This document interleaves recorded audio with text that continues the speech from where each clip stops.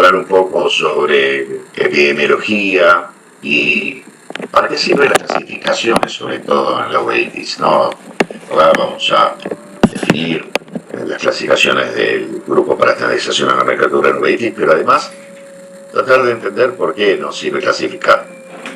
Bueno, primeramente, si uno tuviera que definir a la UEITIS en base a dos adjetivos, uno podría decir que es una enfermedad rara y que es una enfermedad severa.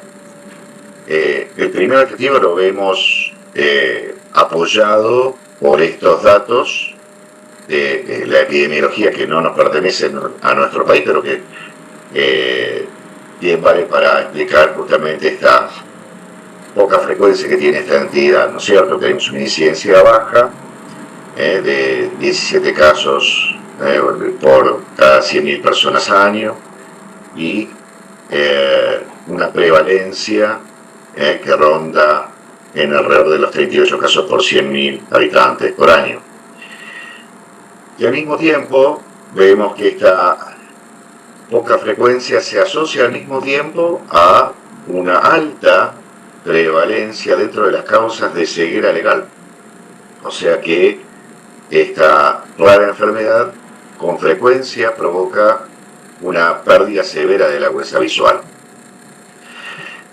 Y esto es importante sobre todo teniendo en cuenta que algunos estudios epidemiológicos nos muestran, sobre todo si uno puede ver esta tabla, que la enfermedad se ve principalmente en el grupo de, digamos, de activo, ¿no? El grupo sobre todo de adulto joven, adulto medio, aunque un estudio un poquito más reciente muestra que estos,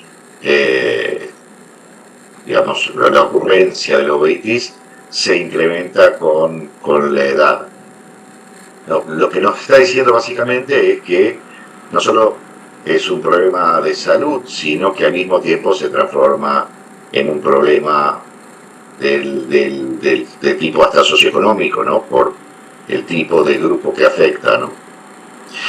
Y otra de las cuestiones también de dilema es que no en todos los casos podemos llegar a una posible etiología, una etiología definida que nos permita orientarnos desde lo que sería el manejo. Pero sí es importante entonces tener en cuenta después ciertos aspectos, como por ejemplo, si es infeccioso o no esta uveitis, porque por ejemplo, en el contexto de un paciente que no tiene un cuadro infeccioso, el manejo básicamente siempre va a tener que ser antiinflamatorio, en el caso crónico, antiinflamatorio supresor, ¿cierto? Lo cierto es que la incidencia, como dijimos, aparentemente, según estudios un poquito más recientes, se incrementa por la edad, y teniendo en cuenta sobre todo que es una enfermedad autoinmune, que la autoinmunidad sobre todo afecta más al sexo femenino, vemos justamente acá la predominancia también en mujeres en este tipo de enfermedades. Vamos a ver además que en base a determinados parámetros, el espectro de etiología va a cambiar. Si nosotros tenemos, por ejemplo, de acuerdo a la edad, de acuerdo al sexo, de acuerdo a la localización geográfica del grupo étnico, vamos a ver que el espectro de etiologías cambia. Así que, por ejemplo, en la edad vemos que pacientes, por ejemplo, en los pacientes pediátricos, y vamos a encontrar más comúnmente arteritis juvenil como una etiología asociada a una uveitis, o vamos a encontrar a la parsplanitis como una potencial etiología de la uveitis, y en el caso, por ejemplo, si vamos a los más añosos, vamos a tener que considerar con mayor frecuencia sobre todo los síndromes mascaramento y la sarcoidosis.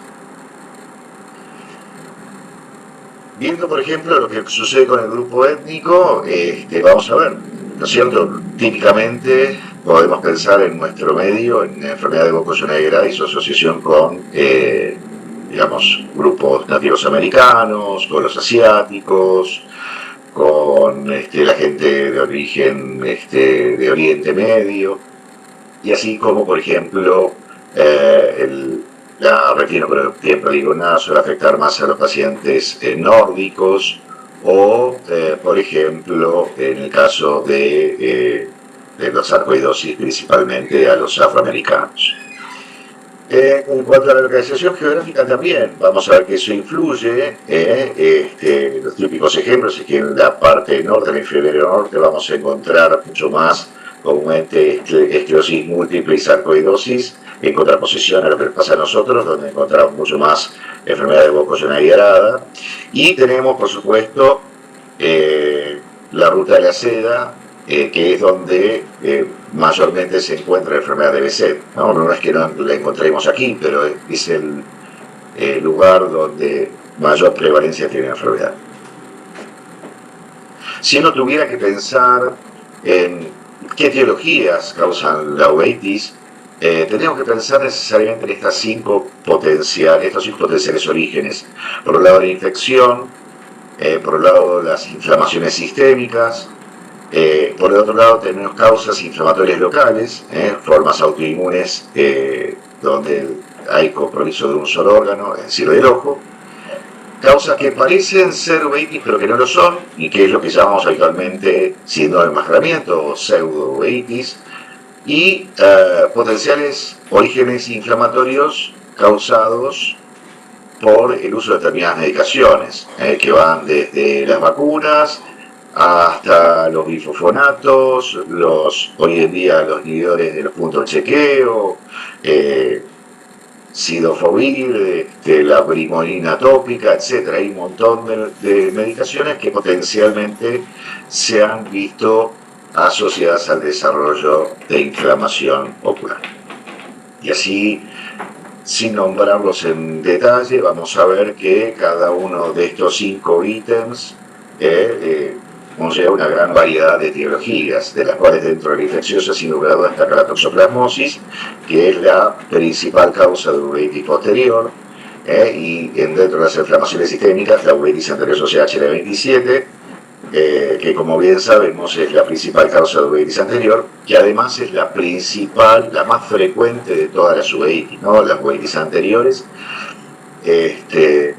representan el 75% de todas las uveitis, el 90% son uveitis anteriores agudas, y la mitad de ellas se asocian a HL27 aproximadamente. Entonces, vemos que es una causa muy prevalente, sobre todo en nuestras áreas. Y después tenemos causas locales, ¿no? Si vamos a las posteriores, que son por ahí las más características, tenemos que pensar en la prosplanitis, en la retinopatía perdigonada, la colitis multifocal idiopática, enfermedades donde el ojo se ve afectado desde el punto de vista inflamatorio por un mecanismo potencialmente autoinmune, pero que no tiene ninguna otra manifestación sistémica asociada. Y por el otro lado tenemos las causas medicamentosas, ya nombramos algunas, los bifosfonatos, los checkpoint inhibitors, hoy en día también los otros medicamentos anti-oncológicos, medicamentos que se usan para el cáncer, como los inhibidores BRAF y MEK combinados, la rifabutina como antibiótico para helicobacterias atípicas, muchas veces combinados con determinadas medicaciones, puede predisponer el desarrollo de uveitis anteriores o intermedias.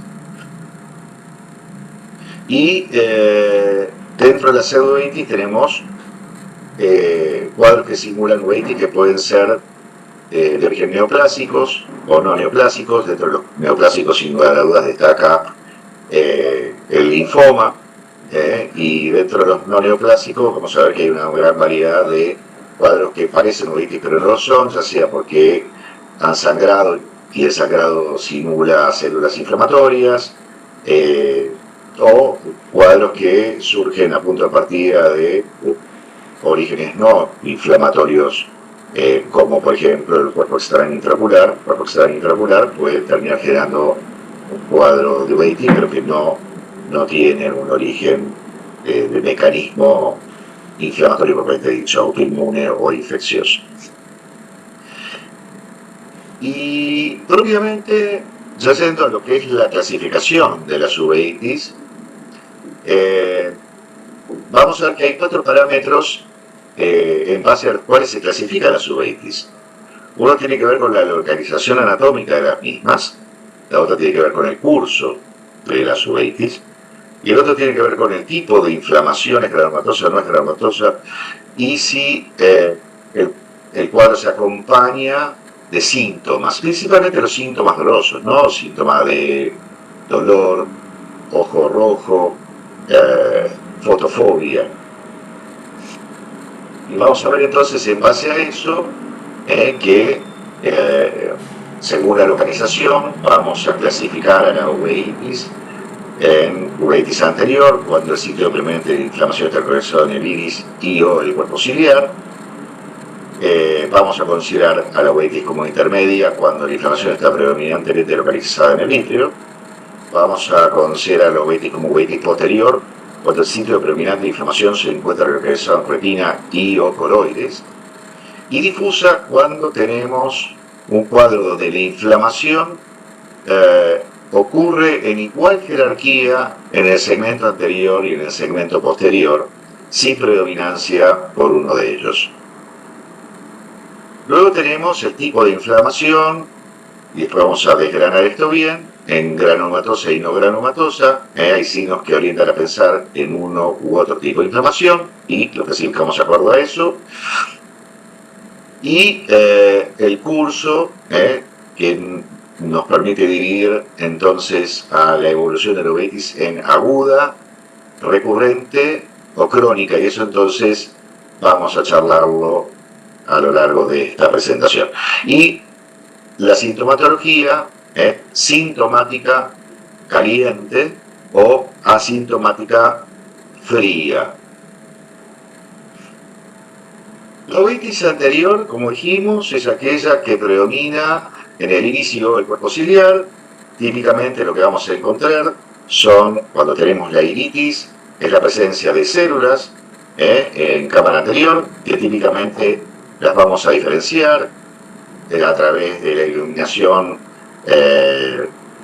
ubicua con un haz de 1 por 1 milímetro, y entonces hacemos un foco en la cámara anterior y vamos a ver flotando las células que se mueven en relación a la corriente de convección del humor acuoso. Y según la cantidad de células que podemos contar en el trayecto de la luz en la cámara anterior, vamos a graduar con este sistema semi-cuantitativo establecido por el grupo SAN la severidad de esta uveitis anterior. Entonces vamos a hablar de media cruz cuando tenemos 5 células o menos, una cruz cuando tenemos 15 células, de 6 a 15 células, y así sucesivamente, como ven en la diapositiva. También es importante prestarle atención a el grado de ruptura de la barrera hematocular. El grado de ruptura, sobre todo de la barrera hematoacuosa, se puede determinar en base a el signo denominado FLAIR. En el signo denominado FLAIR, lo que sucede básicamente es que producto de la ruptura de la barrera vamos a tener pasaje de proteínas a la cámara anterior, y el pasaje de proteínas a la cámara anterior va a hacer que el líquido se vuelva más turbio, y entonces vamos a observar el trayecto de la luz a través de la cámara anterior. En la medida en que este trayecto se observe cada vez más, de forma más aparente, el FLAIR va a ser más intenso, la ruptura de la barrera hematoocular va a ser más intensa, y entonces vamos a tener justamente una graduación de acuerdo a eso, en la cual eso va a ir turbiando la visualización de las estructuras que están por detrás de luz, hasta llegar al máximo punto donde pueden formarse coágulos de fibrina, como vemos acá en este cubito que está flotando en la cámara anterior. Los coágulos de fibrina son la máxima expresión del FLAIR, nos hablan de una severísima ruptura de la barrera hematocular. A diferencia de las células nos hablan de actividad inflamatoria en el segmento anterior. El FLAIR puede persistir aunque la uveitis ya esté inactiva, porque la barrera hematocular puede persistir quebrada, rota, tras la inflamación y persistir entonces este signo. O sea que el FLAIR no es un signo de actividad, en cambio las células sí lo son.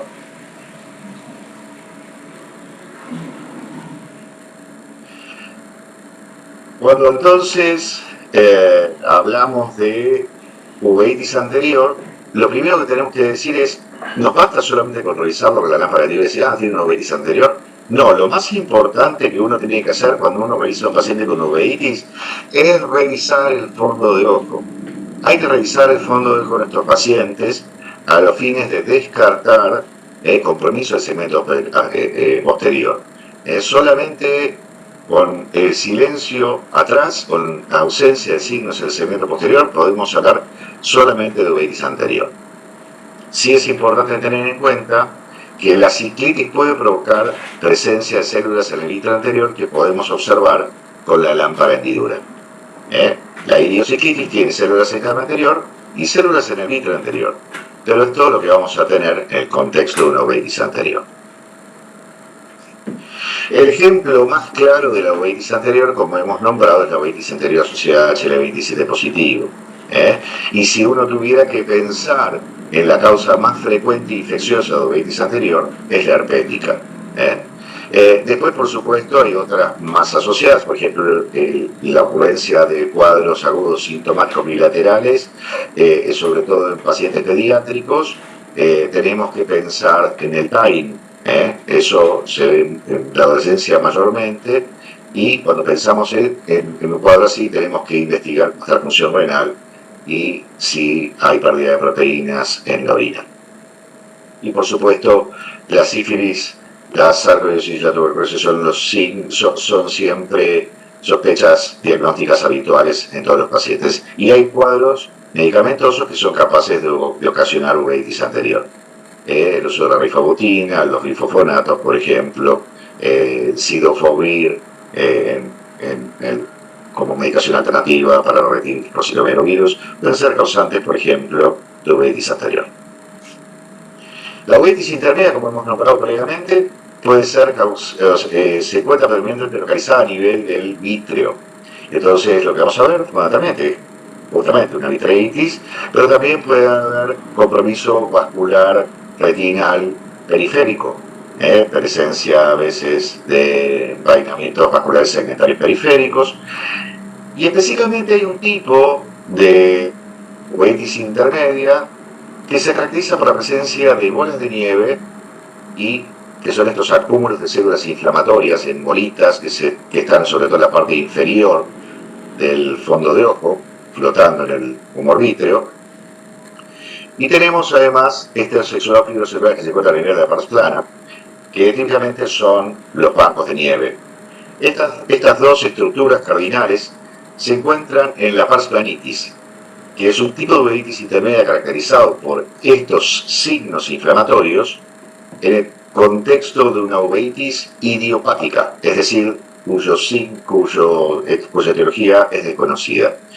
Hay cuadros de uveitis intermedia que pueden tener estos signos y entonces hablamos de cuadros sin hiperplenitis secundario A, sarcoidosis, secundario A, sífilis, secundario A, tuberculosis. Pero cuando hablamos de pars planitis es un cuadro idiopático. Aquí vemos entonces algunos signos característicos. Habitualmente pueden tener además alguna inflamación en el segmento anterior, en mayor o menor medida, pero lo típico es la vitreitis que nubla la visualización de las estructuras en el segmento posterior. Y justamente esta vitreitis tiene también una forma de clasificarse. La forma más estandarizada es la que vemos en las fotos de la derecha, que es la establecida inicialmente por Nussenblatt, pero que fue adoptada además también por el grupo de estudio para estandarización de la nomenclatura en uveitis, y que habla de grado 1, cuando el G-splinter produce un nublamiento que permite ver las estructuras del polo posterior; el grado 2, cuando solamente podemos ver qué sucede en el nervio óptico; el grado 3, cuando podemos ver solo la silueta del nervio óptico; y el grado 4 cuando no vemos absolutamente nada. Esto es cuando examinamos al paciente de la oftalmoscopía binocular indirecta. Pero también hay posibilidades de contar las células en el vitro anterior. Esto también no se ha estandarizado. Esta escala fue sacada del libro de Foster y no hay mucho en realidad sobre cómo graduarlas más allá de eso. Pero básicamente hablamos de una escala un poquito distinta a la que encontramos en la cámara anterior. Es más difícil graduar también las células en el vitro anterior porque el vitro anterior es forme, tiene filamentos, las células se pegotean a las estructuras formes, y entonces es difícil medir si lo que estamos viendo es actividad o es algo que quedó. Digamos, si uno debería pensar en dónde encontrar actividad, por ahí tendría que revisar las lagunas de liquefacción del vítreo para ver si hay células verdaderamente o no. Pero a grosso modo podríamos hablar de que se podría clasificar estas células en el vítreo anterior de 1 a 10 cuando hay media cruz, de 11 a 25, de 11 a 20 cuando hay una cruz, después 20 a 30 cuando son 2 cruces, después de 30 a 100 cuando son 3 cruces, y más de 100 hablamos de 4 cruces de células en el vitro anterior. En general, como dijimos, la forma más frecuente de uveitis intermedia es la pars planitis, pero hay otras asociaciones etiológicas. La esclerosis múltiple, las enfermedades inflamatorias intestinales pueden dar también, asimismo con la psoriasis, pueden estar asociadas a uveitis intermedia, la sarcoidosis, la sífilis, la tuberculosis y muchas otras, el HTLV también, por ejemplo, no en nuestro medio, pero yendo hacia el norte del continente y Centroamérica, puede ser una causa también potencial de uveitis intermedia. El segmento posterior, la uveitis posterior básicamente, como dijimos, es aquella que predomina en retina y ocoroides, y el ejemplo más arquetípico de esto es la toxo. Nosotros acá tenemos, por ejemplo, una lesión de retinocoroiditis, y decimos retinocoroiditis porque vemos como la retina en esta OCT, que corresponde a esta foto de esta mancha blanca que es la lesión de retinocoroiditis, esta lesión blanca que se ve acá es producto de la inflamación que afecta a la retina y la opacifica, por eso vemos esta retina blanca, y vemos como está hiperreflectiva en los OCT, en todas las capas, en todo el espesor, se engrosa el espesor de la retina producto del proceso inflamatorio, pero no solamente la retina, sino que también la coroides por debajo, subyacente, genera también este aumento del espesor, este engrosamiento de la coroides nos habla también de inflamación subyacente a la retinitis, con lo cual hablamos de retinocoroiditis en la toxoplasmosis. Y tenemos aquí un ejemplo, en este caso, de coroiditis, una coroiditis multifocal, causada por la corioretinopatía emperdigonada, que es una forma autoinmune de uveitis posterior. Cuando hablamos de retinitis, se nos tienen que encender las alarmas de que estamos frente a un fenómeno infeccioso. Retinitis es prácticamente sinónimo de infección. Puede ser una toxo, como hemos nombrado en el primer ejemplo, pero lesiones más extensas podrían tratarse, o multifocales, podrían tratarse de una necrosis retinal aguda, como vemos en esta imagen superior, o una retinitis multifocal, como se observa en la sífilis. Ejemplos aquí de coroiditis multifocal, podemos ver entonces la coroiditis multifocal idiopática con uveitis, con panuveitis, quiero decir, la coroiditis multifocal con panuveitis, que es una de las formas de coroiditis multifocal idiopática y que es arquetípica en este caso, por más que digamos el nombre se llame con panuveitis, en realidad el fenómeno es mayormente de uveitis posterior. Y tenemos aquí el ejemplo de la retinocoroidopatía emperdigonada, que en realidad básicamente es un fenómeno exclusivamente de uveitis posterior, y donde apenas hay algunas pocas células en la cámara anterior. Nunca vamos a encontrar siniestras posteriores, por ejemplo, en este tipo de cuadros. Y es entonces un ejemplo muy, digamos, claro de uveitis posterior. Ahora, entonces, ejemplos de retinitis, como dijimos, fenómenos infecciosos, pensar en toxo, pensar en herpes, pensar en citomegalo, pensar en sífilis, son manifestaciones comunes, pero son las manifestaciones que uno mayormente piensa. Pero hay algunas excepciones, como por ejemplo, la enfermedad de BC puede dar una retinitis multifocal, un ejemplo excepcional de algo autoinmune que puede darlo, y cuadros que ni siquiera son uveitis, como el linfoma, puede simular una retinitis también. Aquí vemos algunos ejemplos. Tenemos acá un ejemplo de ortonerosis con la retinitis multifocal, formas multifocales de retinitis en el contexto de una enfermedad de BC, y esta lesión blanquecina en la retina del linfoma intraocular primario. La coroiditis en ese aspecto tiene una etiología un poquito más variada.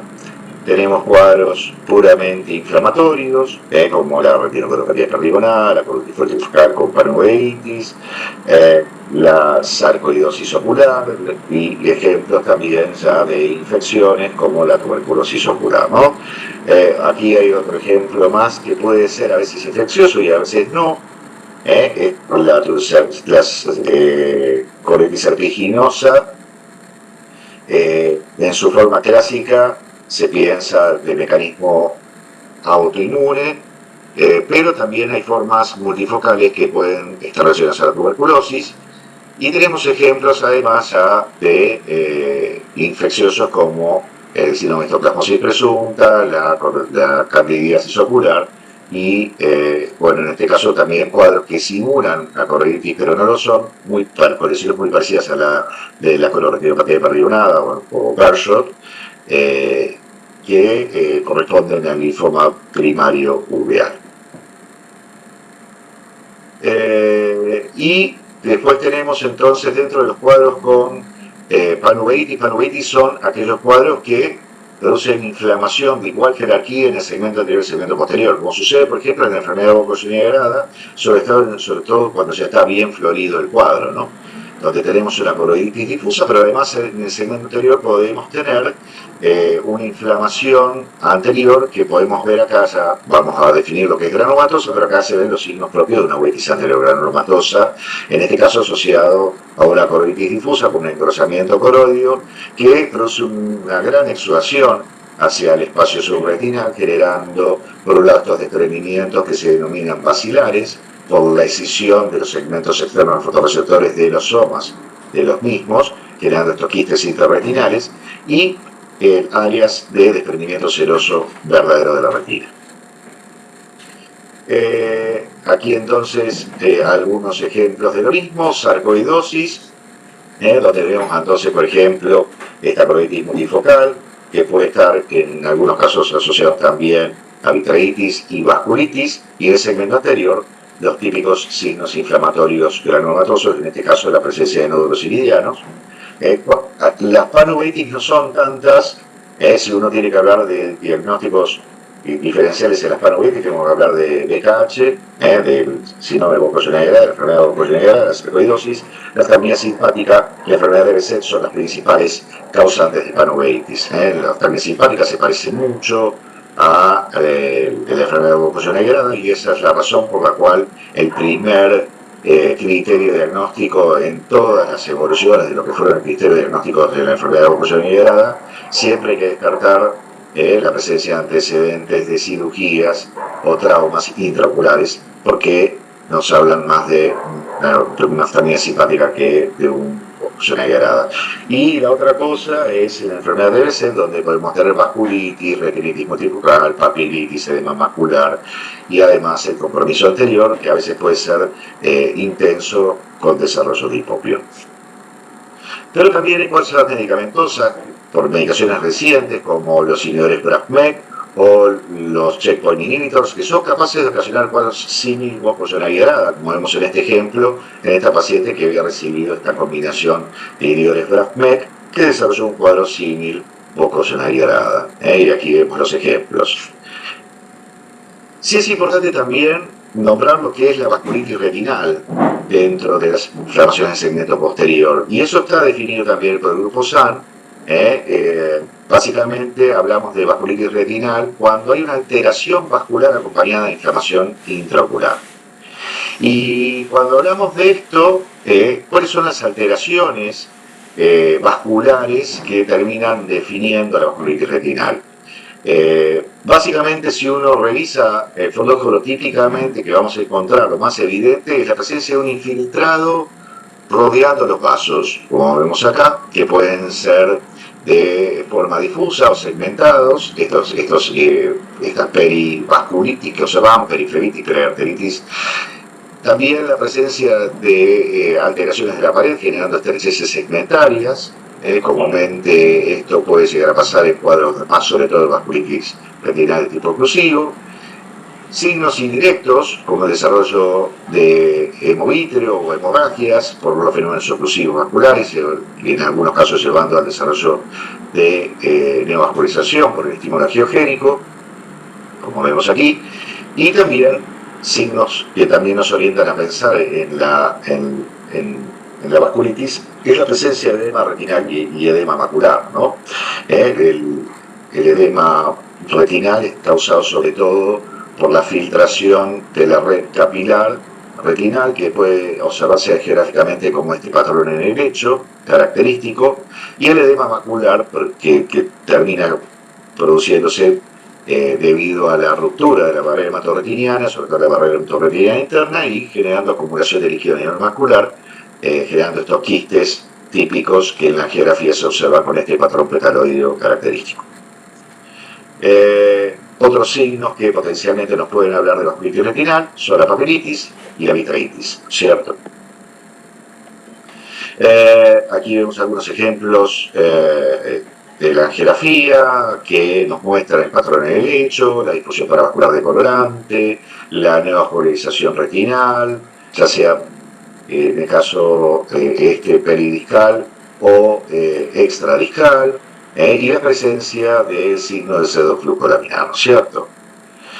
Aquí tenemos diferentes cuadros que comúnmente tienen vasculitis retinal, como la paflanitis, que típicamente es una vasculitis más de tipo periférica, la sarcoidosis, que comúnmente se acompaña de infiltrados inflamatorios rodeando los vasos, sobre todo venosos, que en algunos casos pueden ser lo suficientemente gruesos como para ocasionar una especie de vasculitis, perivasculitis de espectro granulomatoso, que es la que llamamos como goteo de cerebela, candle wash dripping en inglés.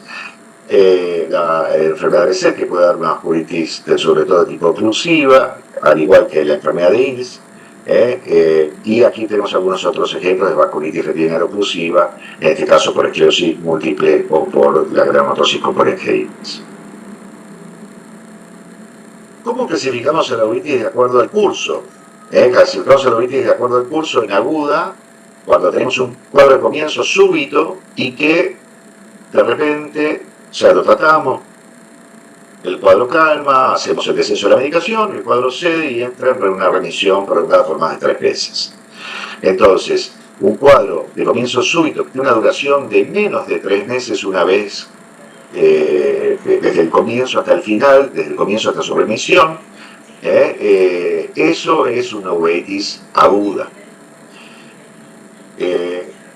Hablamos de remisión cuando el periodo de quiescencia luego de la actividad de la uveitis supera los 3 meses.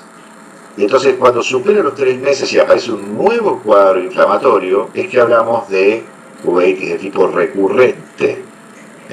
Cuando una uveitis, cuando el episodio activo vuelve a surgir después de un periodo de silencio inflamatorio de más de 3 meses, entonces hablamos ahí de una recurrencia de la uveitis. Pero esto puede no darse así, ¿no? Ahora vamos a ver algunos ejemplos de uveitis anterior aguda y recurrente. Lo típico es la uveitis anterior asociada a la la uveitis anterior idiopática. Dentro de los agudos, también tengo que pensar al taíno, a algunas enfermedades medicamentosas, ejemplos de cuadros que pueden empezar en forma aguda. La uveitis anterior aguda de la enfermedad de Behçet, pero típicamente la enfermedad de Behçet da un proceso crónico, Así que, bueno, en esto tenemos alguna variedad en su comportamiento. Aquí entonces hablamos de la recurrencia, ya hemos nombrado las características, en este caso estamos mostrando el paciente con una uveitis social 77, algunos ejemplos de recurrencia. También podemos nombrar, por ejemplo, a la uveitis atlética como un cuadro de recurrencias, o la colitis aeruginosa, que puede dar un episodio y luego de un tiempo va a aparecer otro más, y así sucesivamente, y típicamente la toxoplasmosis, los cuadros de recurrencias también. Ahora, es importante diferenciar recurrencia de cronicidad, y esto es muy importante porque eso nos permite definir diferentes estrategias de tratamiento. Si yo hablo de una uveitis recurrente, entonces tengo un episodio, entra en remisión, pasa un periodo de más de 3 meses de silencio inflamatorio y aparece una nueva recurrencia.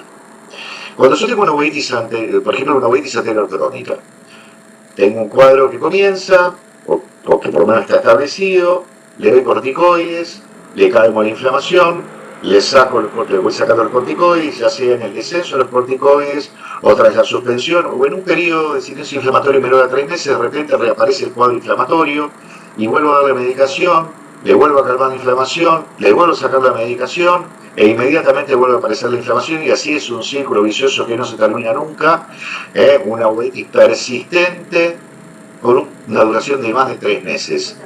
Eso no es, una uveitis, ¿cuánto recurre esta uveitis? No, no es eso. Lo que tenemos acá es una uveitis crónica. Y si yo tengo una uveitis crónica, entonces, básicamente ya no me van a servir solo dar corticoides, sobre todo si estoy, por ejemplo, en el contexto de una uveitis puramente inflamatoria, una uveitis de origen autoinmune. En esas circunstancias, cuando tengo cronicidad en el contexto de una uveitis de origen autoinmune, tengo que pensar necesariamente en darle medicación inmunosupresora, tengo que salirme de los corticoides. Entonces, cronicidad en el contexto de una uveitis no infecciosa es sinónimo prácticamente de medicación inmunosupresora.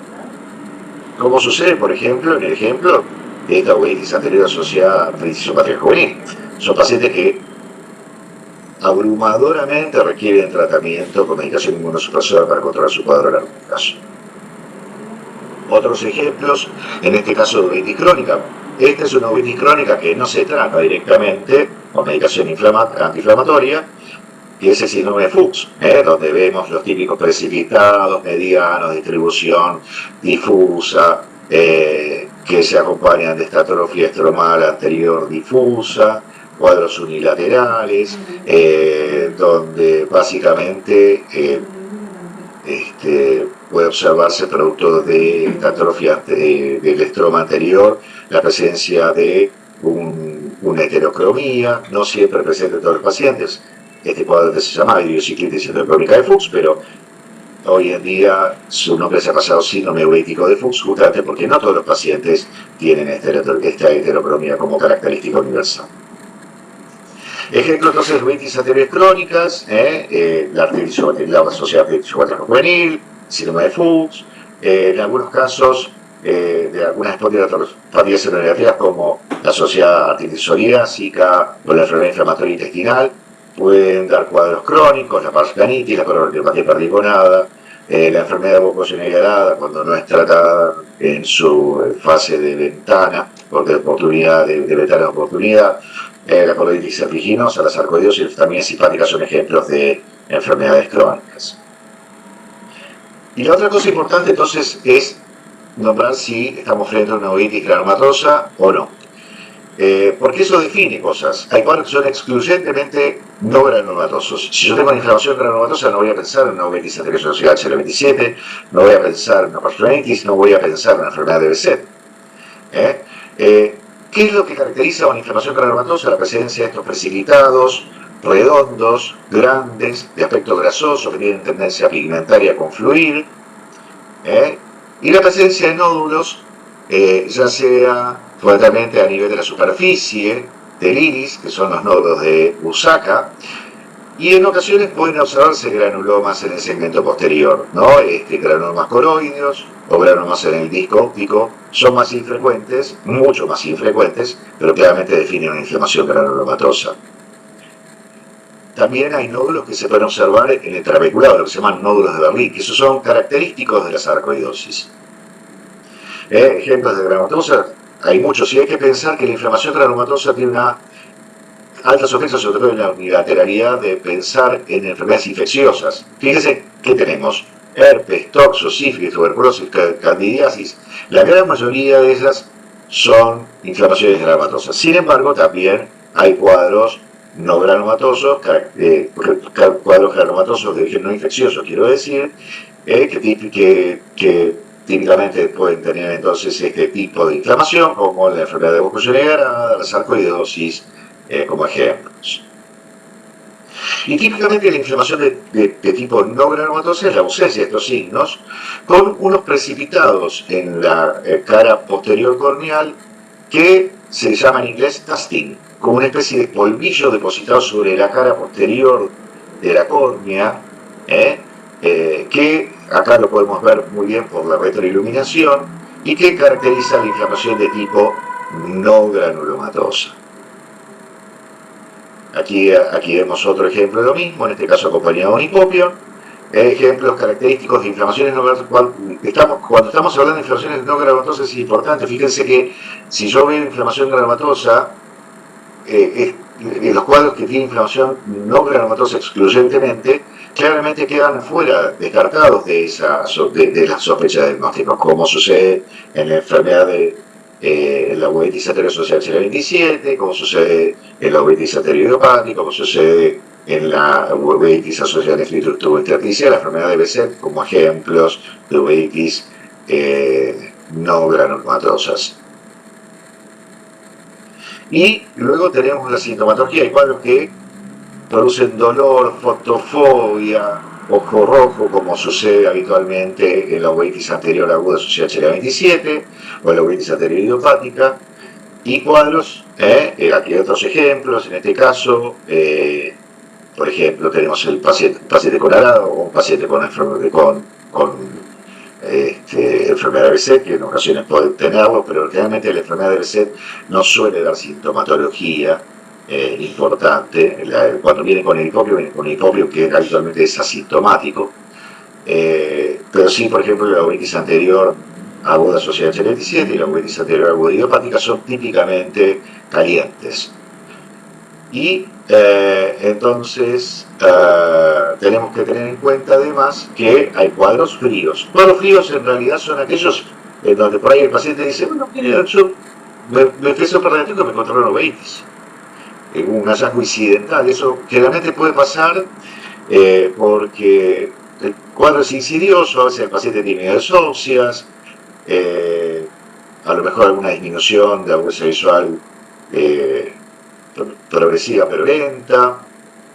Aquí un ejemplo característico es la uveitis intermedia, nicomastoideitis, que a este tipo de evolución, o típicamente el síndrome de Fuchs. El síndrome de Fuchs, lo vemos acá en la imagen de la izquierda, muchas veces es un hallazgo incidental de la consulta. El paciente se fue a revisar un control, a hacerse un anteojo, y de repente dice, no, tengo una uveitis, y termina siendo una enfermedad de síndrome uveítico de Fuchs. Y también es común que la uveitis anterior asociada a artritis reumatoide juvenil en pacientes pediátricos, en los controles escolares, de repente también tengan un hallazgo incidental de esta uveitis, porque pasan desapercibidas. El chico no tiene dolor, no tiene ningún tipo de molestia, y de repente aparece con un cuadro de uveitis a veces importante por la falta de manifestaciones sintomáticas. Entonces aquí hay algunos ejemplos que hemos nombrado de uveitis asintomática, como sucede en la asociada a IJ, como sucede en la asociada a PAS-20, como asociada a el síndrome de Fuchs. Y la corneoretopatía perdional, que da muchas veces estos síntomas inespecíficos, que a veces se confunden. No, usted tiene seguramente un desprendimiento vítreo posterior, y esto es por la edad, justo coincide además que ocurre en un adulto medio. Hay que revisar mejor el fondo ojo y fijarse si realmente hay intraítis o no en estos pacientes, sobre todo los pacientes de origen europeo. Bueno, hemos revisado un poquito las características de la clasificación en base a todo esto. ¿Para qué nos sirve? Bueno, es muy importante tener en cuenta que cuando uno va a revisar estos pacientes, lo primero que uno hace es describir todo lo que ve, ¿no es cierto? Cuáles son los signos, que de alguna manera los hemos repasado en la medida que estuvimos revisando las clasificaciones. Revisamos también las características clínicas del paciente, cuáles son los síntomas, cuáles son los signos sistémicos que acompañan al cuadro. Y la clasificación nos permite ordenar todo eso, como hemos podido ver. Entonces, si yo puedo ordenar esos signos inflamatorios, toda esta información clínica, puedo denominar al cuadro. Y a través de esta clasificación, a través de estos 4 parámetros que hemos usado, a través de la descripción clínica, es que puedo hacer una lista ordenada de diagnósticos diferenciales, y a partir de esa lista de diagnósticos diferenciales, que uno la hace fundamentalmente en base a la frecuencia y a la gravedad. Si yo pienso en una retinitis, lo primero que pienso en frecuencia es el toxo, pero no se me tiene que escapar sobre todo la necrosis retinal aguda, porque básicamente es un cuadro que produce mucho daño. Entonces tengo que pensar en los cuadros graves, pero nunca dejar de pensar necesariamente en los cuadros frecuentes. Tengo que pasar los cuadros frecuentes y tener en cuenta entonces los graves también dentro de esta lista. Y a partir de ahí es que estudio estos pacientes y puedo lograr llegar a un diagnóstico y realizar el manejo adecuado. ¿Cómo denomino al cuadro? Bueno, esta diapositiva yo creo que es importante, es una lista larga, pero es importante que se la graben. Yo diría que casi la tenga como una lista de guía. Los primeros 5 elementos corresponden básicamente a la clasificación, en donde agregamos además la lateralidad. Y en base a esto, nosotros podemos ordenar esta información clínica. Y lo que sigue después son un par de conceptos que están ligados a la parte demográfica y epidemiológica, edad, sexo, grupo étnico y nociones de foco infectológico, y características clínicas del cuadro ocular, características clínicas del cuadro sistémico, si es que lo hay, y por último, si el paciente está recibiendo algún tipo de medicación que podría provocar uveitis, o si está recibiendo algún tipo de medicación para la uveitis y cuál es su efecto. Porque si yo tengo un paciente al cual le fue bien con corticoides, y tengo que pensar que a lo mejor el cuadro es realmente de origen no infeccioso. Siempre hay que tomar las cosas con bastante pinzas, sobre todo con respecto a esta última afirmación, pero lo cierto es que también la medicación, como hemos visto, nos ayuda a definir etiologías. Entonces, jugando un poco con estos conceptos, esto es una clase diferida, así que no podemos charlar, pero lo cierto es que si yo tengo una uveitis anterior, no granulomatosa, unilateral, de un día de evolución, caliente, en un paciente adulto joven, con nociones de foco infectológica negativas, que tiene hipotonía ocular en la presentación, sinequias posteriores, piedrina en cámara anterior, células 4 cruces, y bueno, deberíamos pensar que tal vez realmente el paciente esté teniendo, y fíjese, tiene dolor lumbar bajo a la mañana, antes de levantarse, podría llegar a ser que este paciente estuviera desarrollando una uveitis anterior asociada a HLA27, un ejemplo, ¿no? Sobre todo teniendo en cuenta que el dolor lumbar bajo la mañana es característico de las espondiloartropatías seronegativas. Y lo único que hicimos es simplemente describir y clasificar. La clasificación nos ordena la información y nos permite interpretar qué estamos viendo. Un cuadro de uveitis difusa, granulomatosa, bilateral, 15 días de evolución, caliente, en una mujer de adulta joven, latinoamericana, con familiares con tuberculosis, papilitis, cefalea. ¿Y qué podríamos pensar? Podríamos pensar, tuberculosis ocular es una alternativa, es verdad, pero la otra, con todas estas características, nos obliga a pensar también en enfermedad de Burkitt grada, de la cual aquí vemos el ejemplo angiográfico característico. Otro ejemplo, una uveitis anterior, no granulomatosa, unilateral, una semana de evolución, caliente, una mujer de ya adulta media, que de repente tenía células hematocrinas, cilíacas posteriores, un cuadro febril con pérdida de peso, rash cutáneo leve, con compromiso funcional renal, había tenido un procedimiento odontológico reciente y todo esto se desencadenó después de la toma de antibióticos y antiinflamatorios no esteroideos y, digamos, había tomado corticoides por este tema hasta hace unos días y tras la suspensión de los corticoides aparece con esta uveitis. Y una de las cosas que más se nos ocurre pensar en este caso es que la paciente pudiera estar teniendo una uveitis anterior asociada a nefritis tubulointersticial, por ejemplo, o también algún cuadro de origen tipo autoinmune sistémico, una coagulopatía, por ejemplo, del tipo lupus. Otro ejemplo más de una uveitis intermedia, no granulomatosa, bilateral, de 6 meses de evolución, fría, una mujer de 32 años, caucásica, sin nociones de foco infectológico conocidas, con una vasculitis retinal a predominio venoso, tiene guinea, tiene tos, tiene síntomas respiratorios, y no está tratada ni toma ninguna otra medicación. Diagnósticos diferenciales con respecto a esto, y deberíamos pensar sin lugar a dudas en la sarcoidosis, teniendo en cuenta los síntomas respiratorios, pero no olvidarse que con estas características, una inflamación de tipo no granulomatosa, hay que ver si tiene úlceras orales o no. Si bien no tiene ningún tipo de manifestación, hay que pensar también en enfermedades como un diagnóstico diferencial. Y las otras cuestiones es, por ejemplo, revisar la pars plana y ver si hay algún banco de nieve, porque potencialmente podría tratarse de una parsplanitis. Así que bueno, elementos para jugar un poco con la información clínica y poder ordenarla y poder pensarla.